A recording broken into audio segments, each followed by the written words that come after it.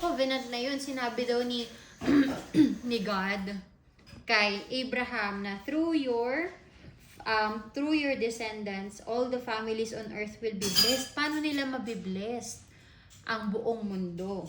Yun yung covenant ni God, ha? Ang covenant ni God, through Abraham's descendants, mabibless daw ang buong mundo. Remember that Jesus was born through Abraham descendants. Abraham goes to Moses, Moses goes to David, and David goes to... Ano yan? Ha? Hindi. Yun na yun, nasa line na ni David. Papunta kay Joseph na. Tapos, hanggang sa maging kay Jesus. Ang sinasabi ko lang dito, na yung covenant na yun is, kinip ni Lord yun. See?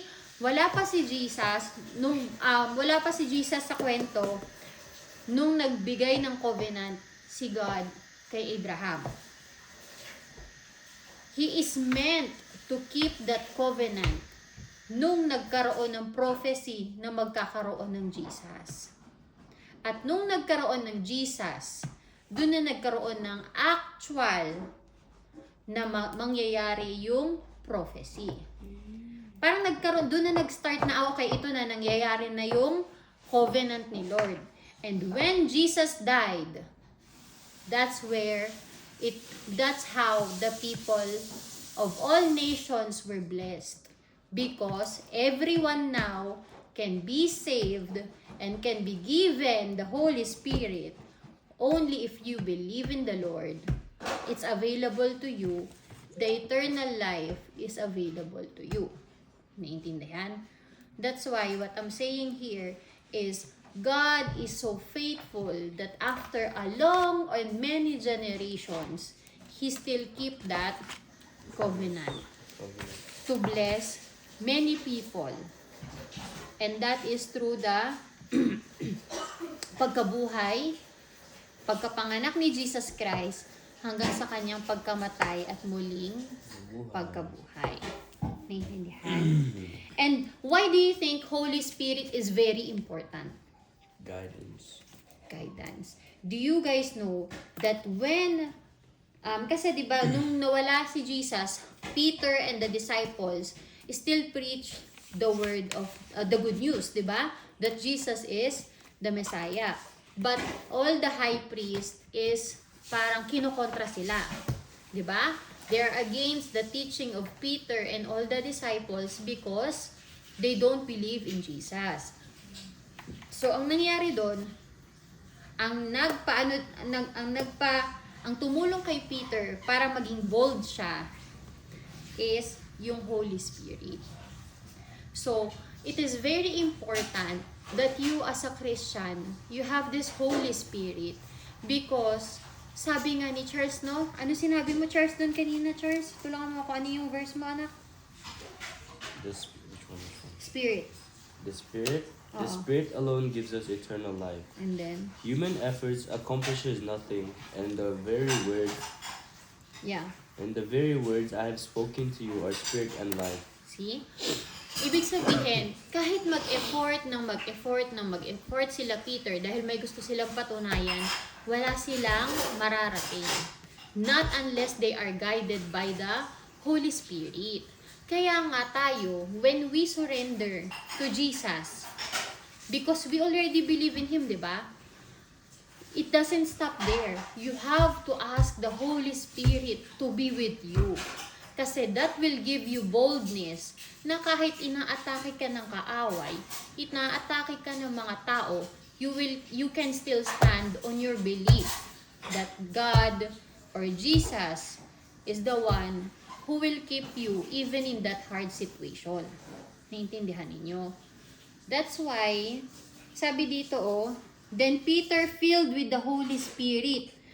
Sinagot niya yung mga Pharisees, yung mga high priest, at ang ending nun, anak, hindi nila naharangan yung mga disciple.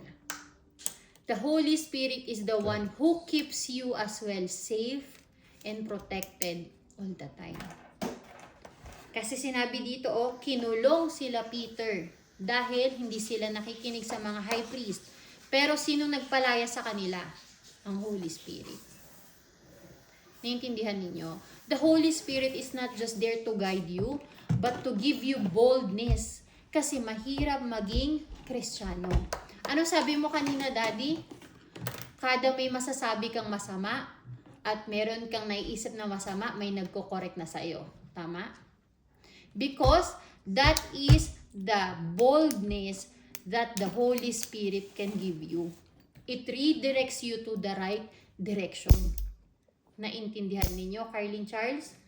And you guys, do you know, the more that you listen to the Holy Spirit, the more that you can hear it clearer.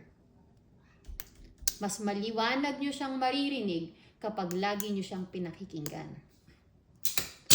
Pero kung lagi nyo siyang nire-reject, next time hindi nyo na siya maririnig. That's why when he talks to you, you have to listen. And you have to stop what you are doing. Alam nyo ba na phone is a great distraction? Because the Holy Spirit can never talk to you if you are doing something. If you are always doing something. Kaya nga, quiet time is very important. Quiet time is not just being quiet. But you have to be really, focusing on the Word, meditating on the Word so that the Holy Spirit can speak to you. And that one, I am also praying. That's what I'm praying for as well. Na marinig ko siya ng clear. Kasi, what does that mean? I don't listen all the time. And that's the weakness of everyone. Not just me, but everyone. Not just Carlin Charles, lahat yan. Because we are humans. Kaya nga, we need the Holy Spirit to be bold and to be successful sa lahat ng temptation ni devil sa buhay natin. Naiintindihan ninyo? That's why, Carlin Charles, Daddy, when someone asks you to do the EGR, do it.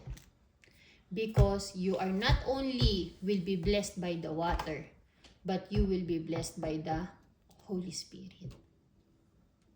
Naintindihan nyo? Don't reject EGR like how they rejected Jesus before. Do not reject EGR just because you are afraid of what's gonna happen next. No. Be more afraid na hindi nyo makikilala si Jesus. Because what are you missing? The Holy Spirit and the eternal life that He is offering to you. Like I said, I'm on the EGR. I've been in the EGR. Yes, I am not perfect. But I am guided. I am guided. I can still speak in front of you with the grace of the Lord and speak this kind of things. Why am I so bold right now? Bakit ako nagsasalita ng ganito? I don't even know kung ano yung isasabihin ko kanina, pero sino nagbigay sa akin ng direksyon? The boldness that I have in speaking the word right now is because I am being filled.